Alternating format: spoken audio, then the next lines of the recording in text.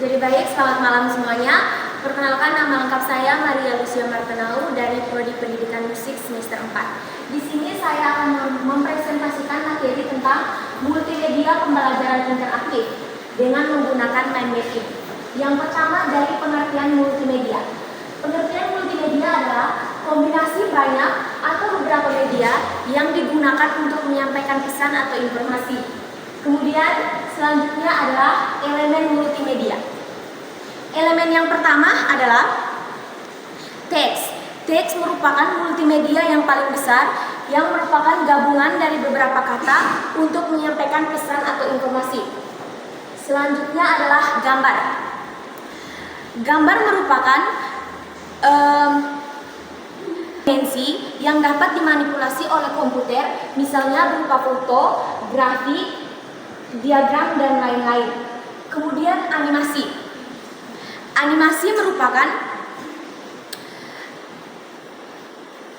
rangkaian gambar yang bergerak secara urut guna menyajikan suatu proses tertentu. Kemudian elemen yang berikut adalah video. Video merupakan rekaman kejadian atau peristiwa atau proses yang berisi ilustrasi bergerak dan beserta suara.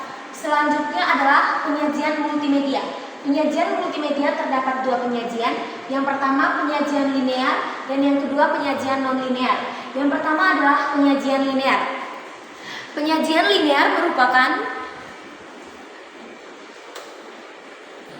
program multimedia yang dijalankan secara urut mulai dari awal hingga akhir.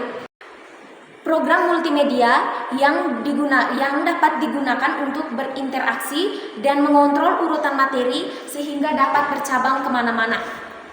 Selanjutnya adalah pemanfaatan multimedia. Yang pertama adalah di dalam dunia bisnis.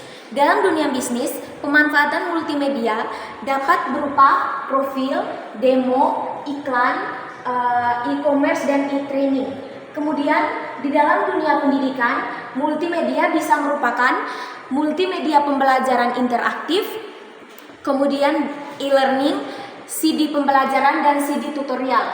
Kemudian di dalam dunia pariwisata.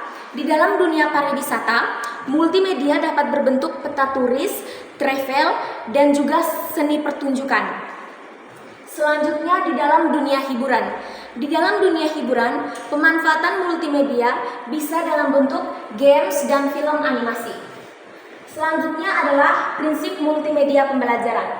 Di dalam prinsip multimedia pembelajaran terdapat teori kognitif multimedia pembelajaran. Teori kognitif merupakan belajar kognitif fisik yang diperkenalkan oleh seorang profesor psikologi bernama Richard E. Meyer pada tahun 1990-an. Kemudian, di dalam teori pembelajaran kognitif terdapat 3 asumsi yang diambil oleh Clark dan Meyer. Pertama adalah saluran ganda. Saluran ganda berguna untuk mendapatkan informasi dari sajian multimedia. Manusia mempunyai 2 saluran yang terpisah, yakni indera telinga untuk menerima informasi verbal dan indera mata untuk menerima informasi gambar.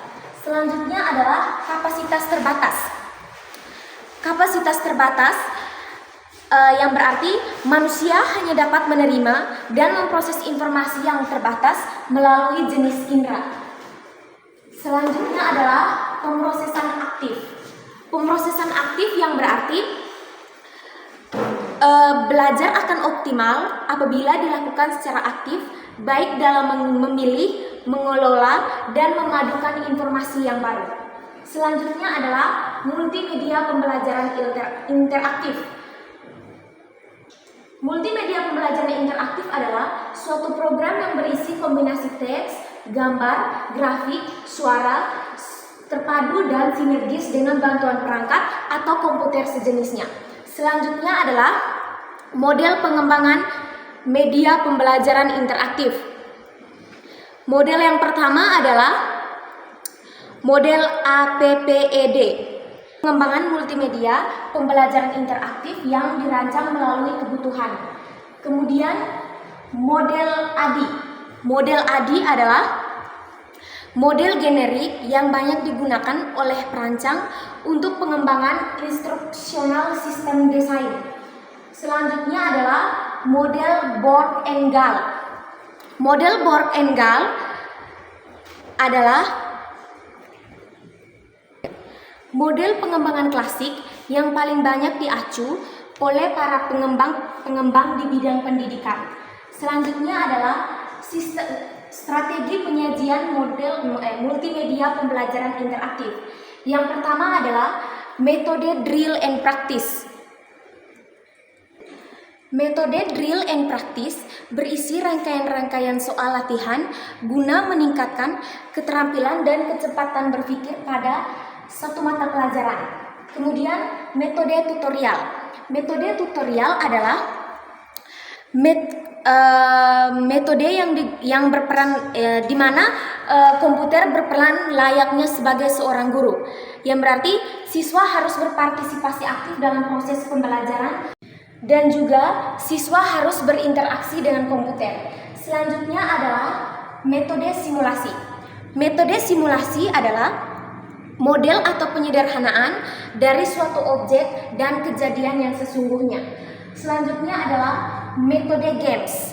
Metode games adalah metode permainan yang dapat diakomodasikan dalam program multimedia pembelajaran interaktif. Game yang dimaksud dalam metode games ini merupakan game-game yang di dalam game tersebut banyak terdapat dan bersifat edukatif dan bisa memberikan manfaat untuk siswa. Sekian saja presentasi dari saya. Atas perhatian saya ucapkan terima kasih.